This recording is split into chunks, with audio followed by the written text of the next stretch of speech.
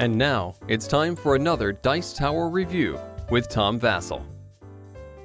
Hey folks, I'm Tom Vasel, and I love Smash Up. I think it's a really fun game, and I was glad when they came out with the Big Geeky Box, which you could keep everything in it. And I was a little surprised when they announced the Bigger Geekier Box here, which you can also keep everything in. In fact, this is so heavy I need to pull it off the shelf, lest the shelf come tumbling down. So this is just a big giant box. It comes with two factions that you may not have already. It comes with dividers. It has a chance for you to split all your cards and keep them nice and neatly organized. So the question is this something you need? Let's take a look.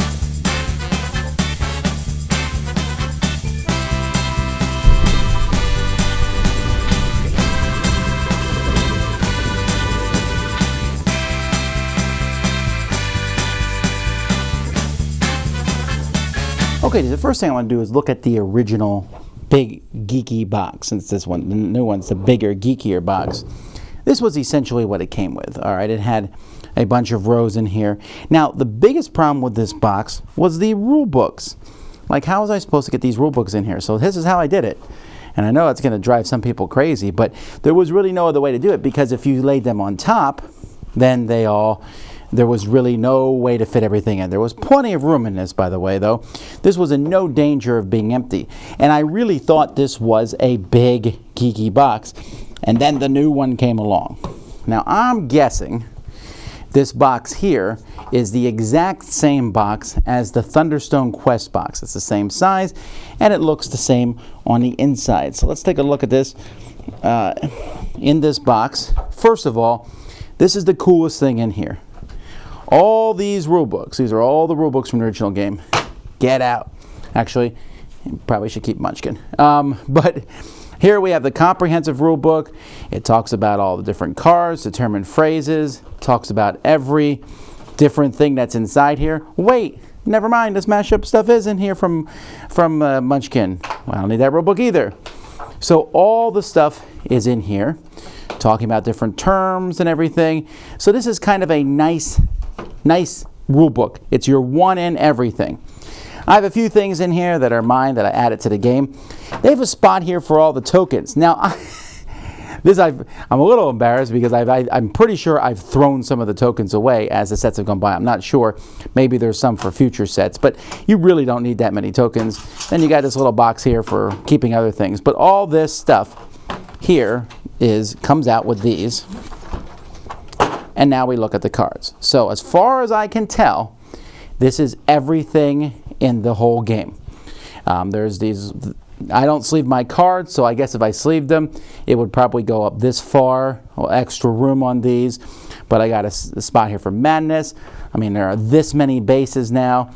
And then I have all the different things alphabetized.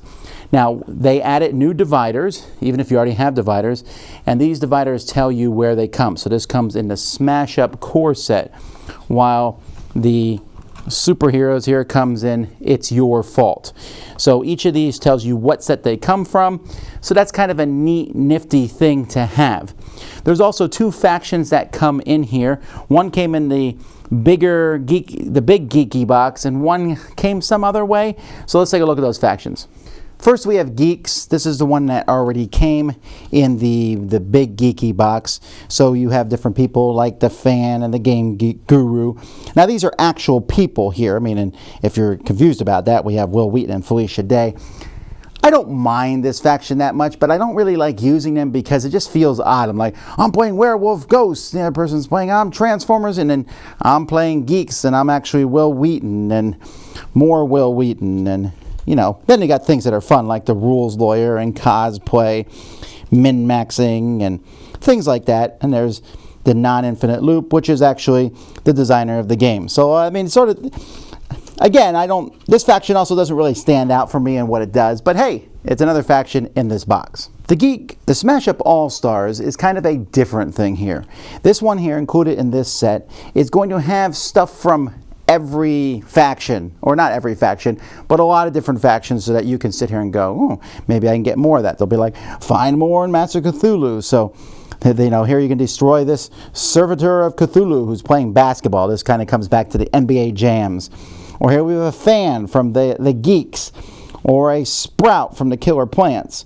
The Ensign, who is from Cease and Desist. I'm not really sure how there's an ensign in that picture, but anyway, Puck here. Play an extra action or draw a card. Place a power counter on one of your thingies.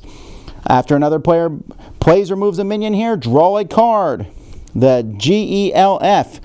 I'm not actually sure what that stands for, but oh, he has a, okay, never mind. He has a gigantic, who knows what that means. King Rex, yay! He's from the Smash Up base set. I really like that, and I like that there's 2 of them now, so I guess if you mix these guys with the dinosaurs, you can have 2 of those giant guys. So it's astounding. Full Moon. So again, and there's the non-infinite loop. Another one of the designer of the game, the Ghosts. So this is kind of like an advertisement deck, I guess. It's just a mix-up deck.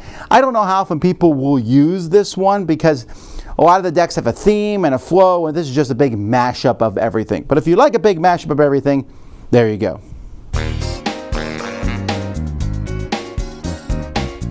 So there you have it, the Bigger Geekier Box. Pretty hefty. Now, the question is twofold. If you don't have this at all, is it worth getting? And if you have the Big Geeky Box, is it worth replacing? Man, I wish that we would be put in these situations. Because yes, it's better than the Big Geeky Box. I don't need this anymore. But that box was good enough except for it didn't fit the rules properly. So I like the comprehensive rule book, and I like that this box is clearly better than the first one. It just feels like that one, I wish I could have had it.